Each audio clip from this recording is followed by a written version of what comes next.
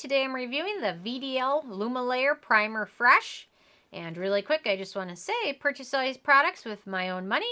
So if you want to help keep the channel independent, check out my products at the Amazon link below. Check out this bag with the No BS Beauty label on it. Check them out. Okay, so I recently saw that VDL came to Beautylish. I feel like that was recent.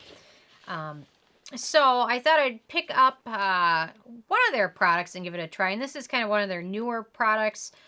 Their Lumilayer Primer Original is one of the best-selling primers in Korea. So this is a new twist on it, which gives it a little bit of a luminescence to it. So it's supposed to give you a little bit of a radiance glow to it. So now that I've had a good chance to try it out, I'm going to let you guys know my thoughts on it based on my Sarah score scale. And my first criteria is packaging, and it is a heavy glass bottle that they packaged this in, but it is nice and effective. It's got a pump bottle on it, which I really like.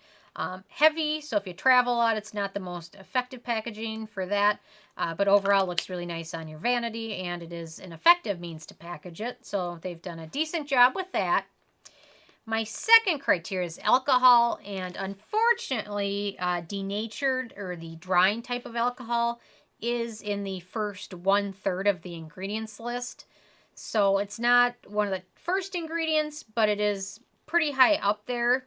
So if you have dry skin, sensitive skin, you're probably better off skipping this because of that. A lot of denatured alcohol in skin can dry out kind of the top layer of skin, which the acid mantle is part of the skin that protects it from environmental stressors and free radicals. So denatured alcohol can kind of break some of that down, especially in very, very high amounts. Being in the first third of ingredients is not, I would prefer it to be down towards the very end, if at all, in my products. But it does give this primer a bit of a nice instant setting feature to it. So when you apply it, it sets instantly and you don't have to wait 10 minutes for it to absorb. So it's got some aesthetic qualities in there, but overall just not the best for your skin.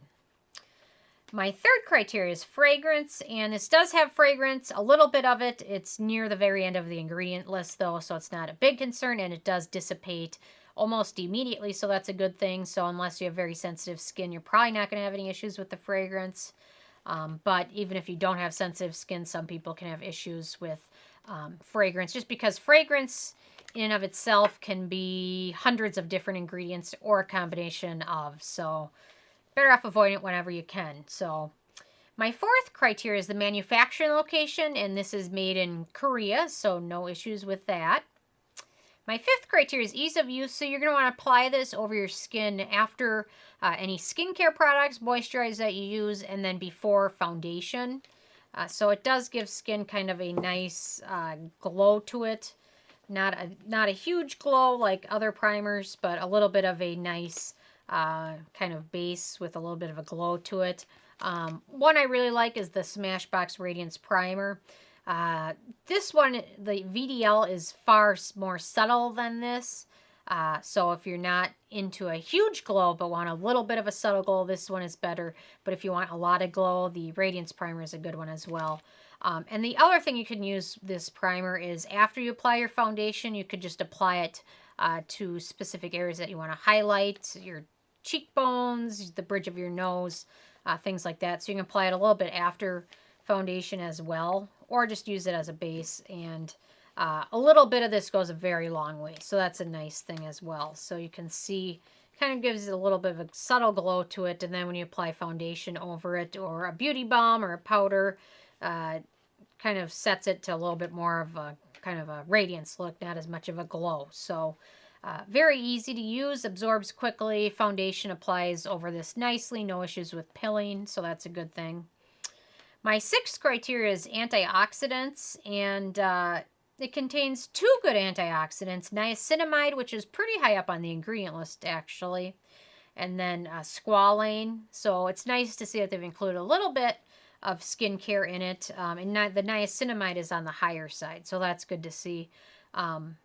There's not many other beneficial ingredients in there, but it does have a few, so that's nice to see that they did put some good ingredients in there. My 7th criteria is animal testing. And I really couldn't find much on this topic for this brand. I didn't see anything on Beautylish's site. I went to the VDL website, and I couldn't really find anything there either.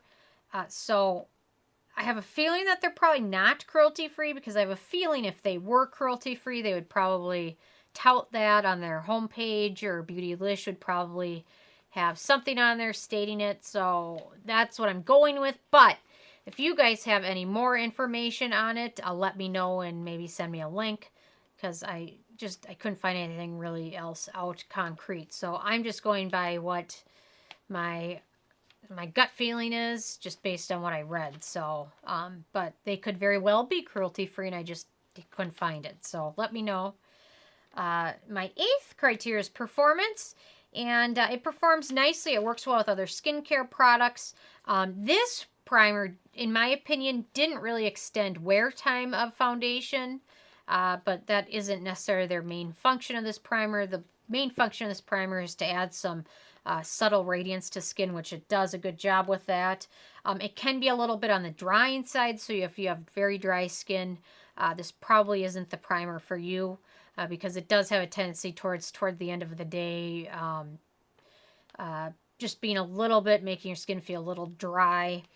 But overall, it plays well with foundation. It doesn't pill. It layers well, and does add a little bit of subtle sheen to skin. So overall, it performs pretty nicely. And if you have very oily skin, this might not be the best for you, but I would probably check out their original Lumilayer primer. I checked out the ingredients list on that, and that one looks to be a little bit more friendly towards all skin, because it doesn't have a high amount of alcohol and fragrance in it. So that one might be one to check out as well. My 9th criteria is price, and this is the full size, which is 1 ounce, and it sells for $26. So it's pretty affordable, and a little bit goes a long way. So one of these bottles will last you quite a while, in my opinion. And then my 10th criteria is the it factor, and I think you guys know where I'm going with this. Denatured alcohol, fragrance, not my favorite things. So it's not very, very friendly to sensitive skin. It's not very friendly to dry skin either. I recommend, if you're in the market and like this brand, I recommend checking out their original primer, unless you like the subtle sheen that this adds, and it is very beautiful. That adds a little bit of a glow. So, anyway, so my first review of the VDL brand, and they got a 6 out of 10. Which is still pretty good. I've reviewed products that have got a 1. I think that was the lowest I ever had, was a 1 out of 10. And that was a Lancome sunscreen in a purple bottle. That was the lowest yet. So, and I have had a few 10s. Not many, but a few. So, anyway, I'm interested if you guys have had a chance to check this out, or if you've tried anything else out from the brand. What have you tried from them, and how have you liked it? So, leave a comment. I love hearing from you guys. Feel free to subscribe if you haven't already. I come with at least 1 new video every day. And check out nobsbeauty.com and the Amazon link below. Thank you so much, guys.